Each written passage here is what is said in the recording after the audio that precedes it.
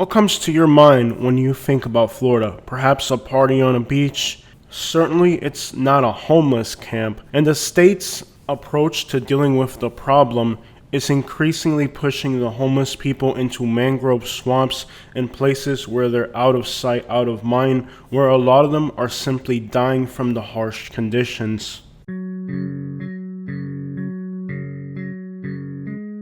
The state's approach to homelessness is literally to let them die off, to put them in increasingly more precarious situations like living in swamps,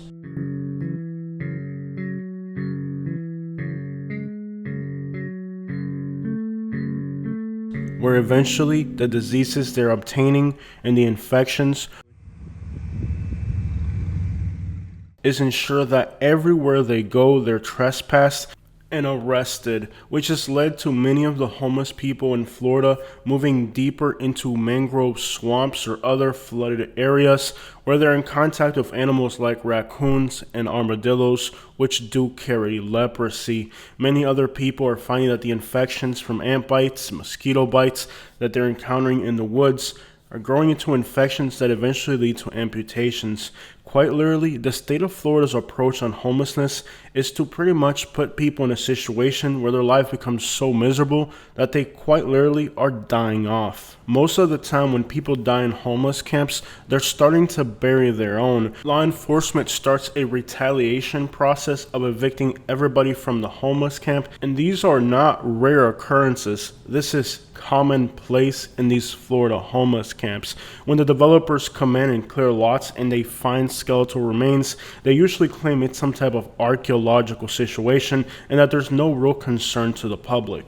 But in reality, these homeless camps that are being demolished and communities and buildings are built over are the graveyards for all the people who've died in these homeless camps, both from infections, drug overdoses, mental illness, and not being able to take care for themselves. Quite literally, the moment you become homeless in Florida, your lifeline is ticking. Are you aware that Florida has the largest Department of Corrections in the United States with the largest budget of $2.7 billion? The state of Texas and California have larger prison populations.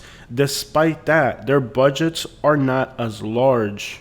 At any given moment, the state of Florida is housing 80,000 convicted criminals. However, it has no intentions to house the elderly people who are literally dying on the streets from infections, diseases, starvation, and of course, drug overdoses. We're in a country that has no problem housing the world's largest prison population, but is letting elderly people die on the streets from infections, diseases, and offering these people absolutely no help whatsoever. The moment that you are elderly and you become homeless in the state of Florida, you end up in a homeless camp. Eventually, the infections, diseases that you're going to contract are going to kill you. Many people choose the route of addiction as a way to self-medicate themselves to death, other than living in the miserable conditions that they're in for the rest of their lives.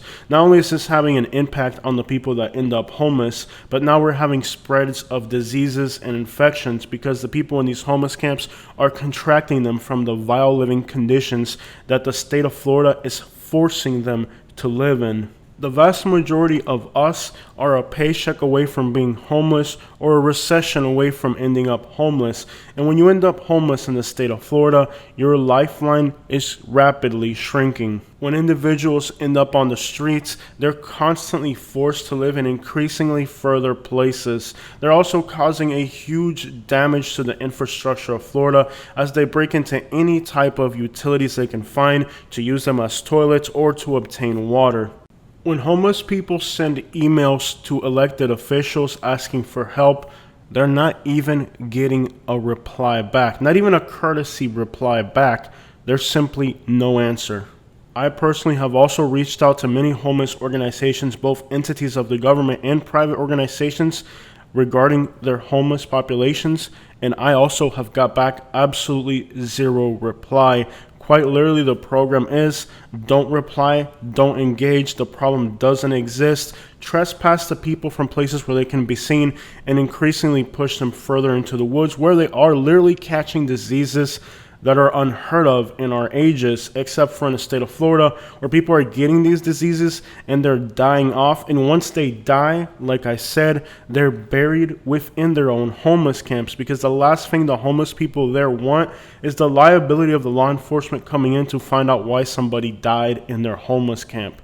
And again, the state of California and Texas, despite having larger prison populations, don't have a budget the size of Florida's prison budget. So despite the fact that the state of Florida has no problem housing 80,000 convicted criminals, it does have a problem helping the elderly people, the mentally infirmed. We're letting these people die in the woods from mosquito infections and leprosy and malaria and who knows what else the crap is out there, simply because we refuse to even acknowledge that these people exist. I go to these homeless camps all the time and they tell me, hey man, I have an addiction. Larry's got an addiction. But hey, you see that lady on that wheelchair? We've been carting her around. She's disabled. She's in her 60s. She has an infirmity. She has an infected foot. She has a foot that needs to get amputated. She's disabled. She's not a drug addict. And we, the other homeless people who are criminals, can you believe that? The homeless criminals, the sexual predators, those are the people who are taking care of the elderly that end up in these homeless camps, because nobody in this society cares to help these people. So now, the sexual predators, the homeless drug addicts are the ones who are taking care of the elderly and infirmed that end up in this situation, who are not criminals, who are not drug addicts. So these sexual predators and these drug addicts that are homeless are doing more for these people that are on the streets that are elderly and infirmed than your council, your law enforcement, and you yourself, who judge those people for being addicts, but they're doing more to help the people that are actually out there. In these homeless camps, there's a rule: camaraderie. Everybody has to eat. And despite the fact that these people live on the streets and have nowhere to sleep, they make sure that everybody in those homeless camps eats, including the elderly that have been abandoned by our society. So today, registered sexual predators and sexual offenders, as well as drug addicts, are the ones who are taking care of the real elderly people who end up in these homeless camps. A lot of these people have troubled consciences because of their past crimes or because of their addiction, and they feel by feeding these people that are really homeless because of no other option, that they are able to give back something that they feel they owe to society. But that's not the obligation of registered offenders and homeless people who are addicts. That's the obligation of city council. That's not right. It's not acceptable. And Florida's inhumane approach to homeless people is quite literally killing them off with infections, diseases. To cater to the needs of developers to clear these lots to make their investments, the homeless people are being displaced from one place to the other, and many of the addicts who are more healthy are able to do it, but the people that are living in these camps that are in wheelchairs and are disabled and elderly simply don't have the physical capacity to move from one place to the next to the next. So what's happening is that they get adopted by somebody. An elderly person is on a wheelchair on the street, and other homeless people will kind of adopt that person and take them to go begging with that person, and then they share the larger profits of people's generosity. But let me ask you this. In the United States of America, said to be the greatest country in the world, should people who are elderly in a wheelchair and have amputated legs and are clearly disabled be on the streets begging for change to survive, being helped by sexual predators and drug addicts with their basic needs? Is this the way that the quote-unquote greatest country on the world treats the people that are disabled and elderly? And many people wonder about the immigration status of illegals. A country and a state that doesn't even care about the people that are from here, what makes you think they give two craps about the ones that aren't from here? I don't know where you guys are getting this misinformation from. When people enter the United States, and I have recently had family do this, they voluntarily turn themselves into Border Patrol right at the border. And then they're placed in what's known as a freezer for 30 days, and the only blanket they have is a sheet of aluminum. Capricornio TV from the Dominican Republic has actually interviewed people who have turned themselves into U.S. Customs, and you can actually go to Capricornio TV, find those videos and then turn on closed captioning in English, and it'll auto translate the people's stories of what they actually go through when they turn themselves in to U.S. Customs. But let me tell you this, people are more afraid of U.S. Border Patrols and their freezer rooms where they're placed for up to 30 days than they are of the cartels in Mexico. So that should give you an idea of how brutal the U.S. Border Patrol treats these people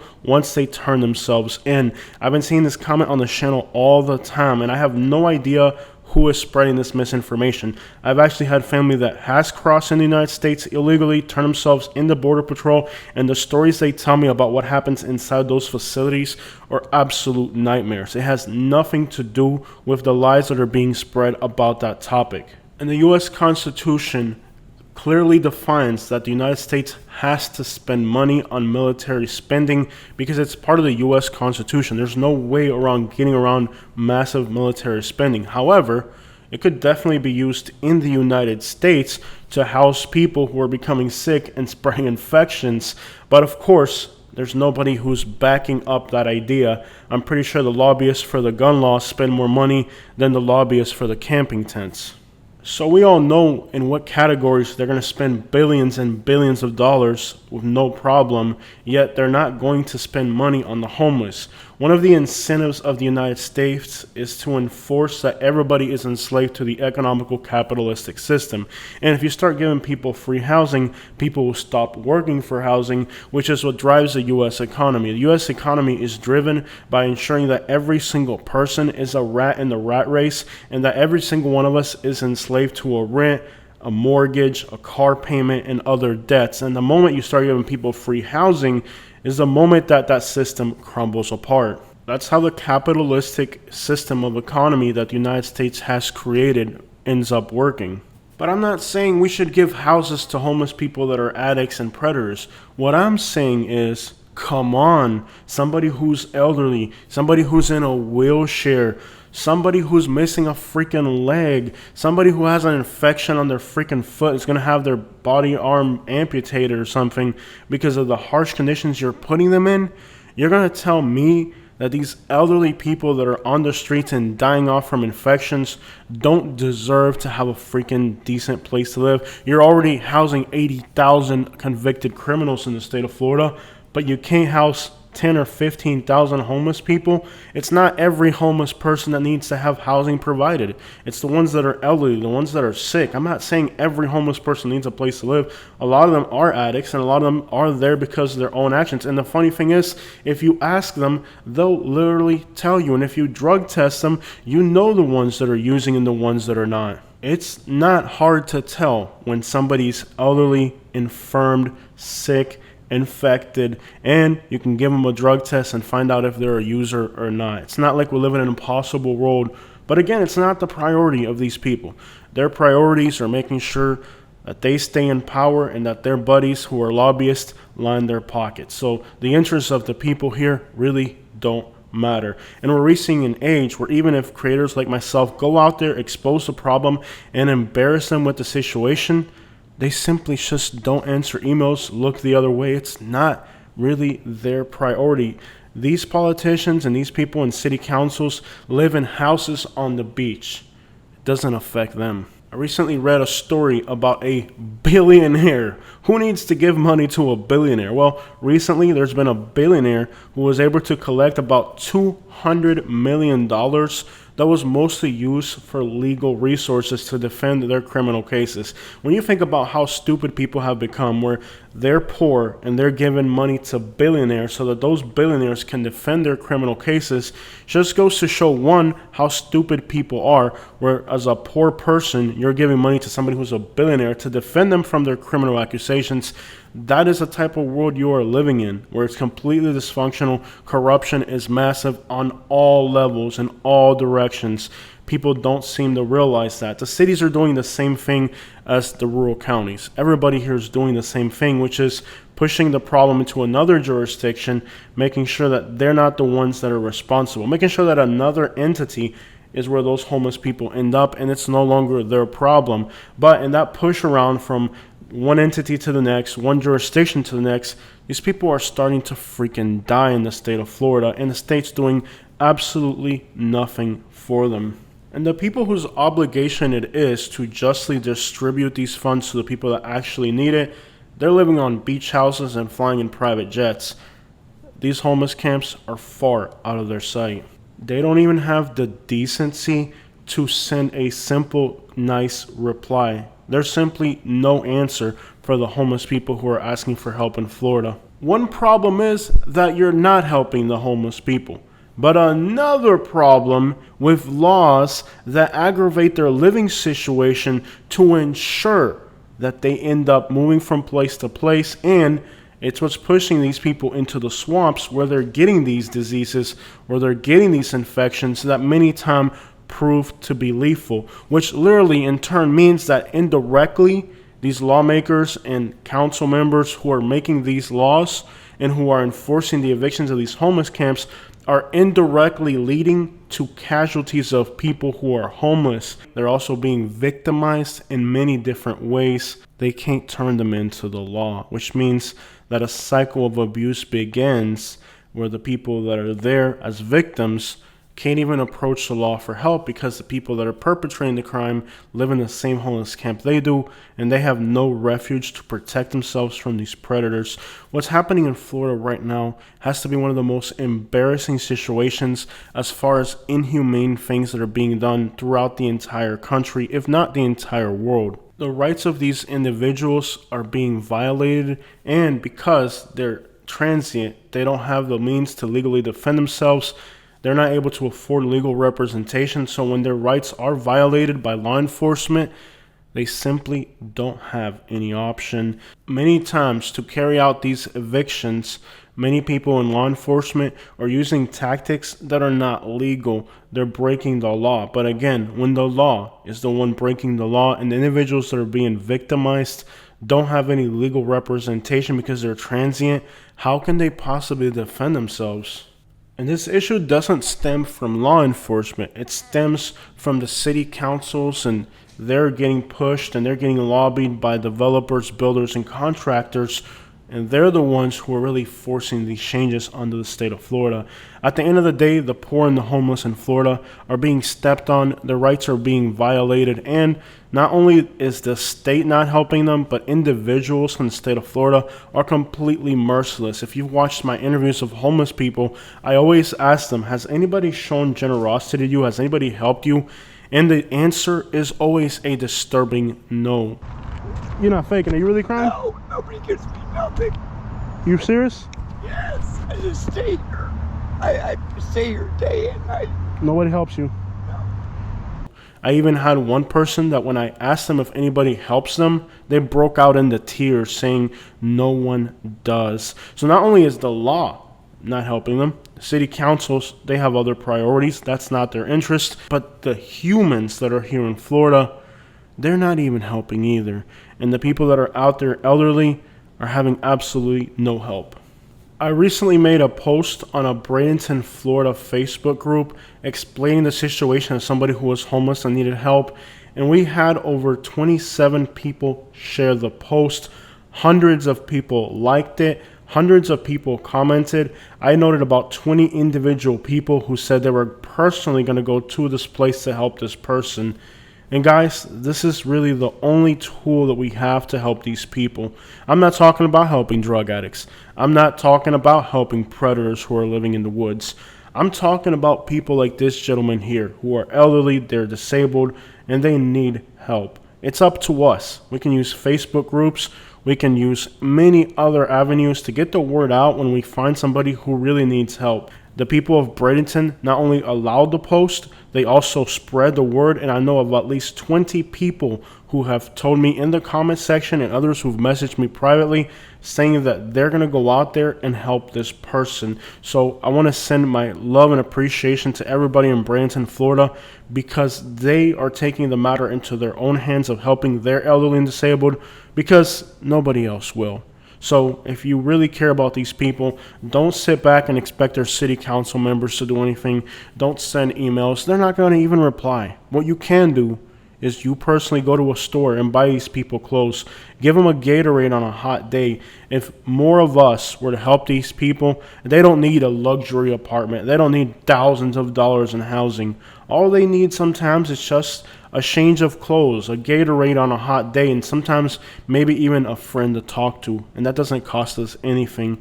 Compassion and empathy is completely gone in the world we live in today. People like the ones in this Facebook group here in Bradenton are actually going out there and making a difference. It's not about giving $5 to a panhandler on the side of the road. It's about pulling in the back of that parking lot and finding somebody who's elderly in a wheelchair who probably doesn't even have the vigor and the strength to get out there and beg anymore. Those are the types of people who actually deserve it. And at that point, when somebody's in a wheelchair and they're elderly and they're dealing with all types of health ailments, it's no longer our job to judge these people. It's just our job to be a human being. Many times, even if those people did do bad things in their past, your love and kindness can motivate them to repentance and to try to be a better person. For a lot of people who have done horrible things in their lifetime, the ability to have to depend on the mercy of other people for their well-being is a lesson in humility to them, and it does help them become better people. If you're coming with a water bottle or a $5 bill in your hand, you're going to be safe.